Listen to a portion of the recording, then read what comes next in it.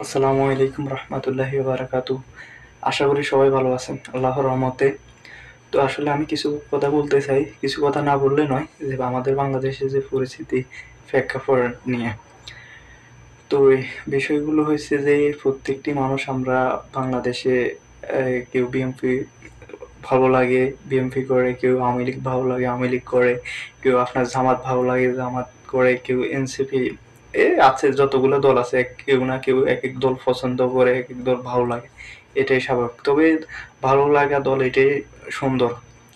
তো বিষয়টা সেটা না, বিষয়টা হয়েছে যে আমরা যারা যে দলগুলা করি সবসময় ওই দলগুলা যাই বলে, ওই নেতা কর্মীরা যাই বলে আমরা তাই শুনি। যে প্রত্যেকটি দলেরই ভুল ত্রুটি যেগুলো আছে এগুলো আসলে আমাদের তুলে ধরা উচিত। আমরা যদি ওই দলের ভালো চাই, ওই দলকে আমরা যদি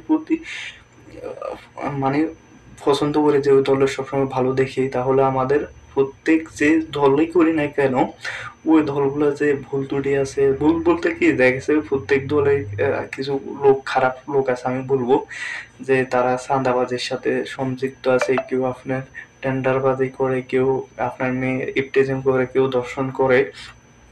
এই এক একজনের দেখা গেছে এক এক ক্রাইম করে। তো যারাই বিভিন্ন ক্রাইমের সাথে জড়িত আছে, দিন শেষে কিন্তু কেউ একটা দল করে।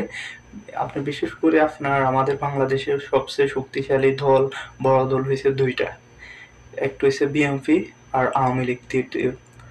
তো যারা বড় বড় ক্রাইমের সাথে জড়িত আছে, ক্রাইম করে, তো আমরা দেখি সবসময় লোকগুলোর সাথে দুইটা দলের সাথে সম্পৃক্ত থাকে, ভালো সম্পর্ক রিলেশন থাকে।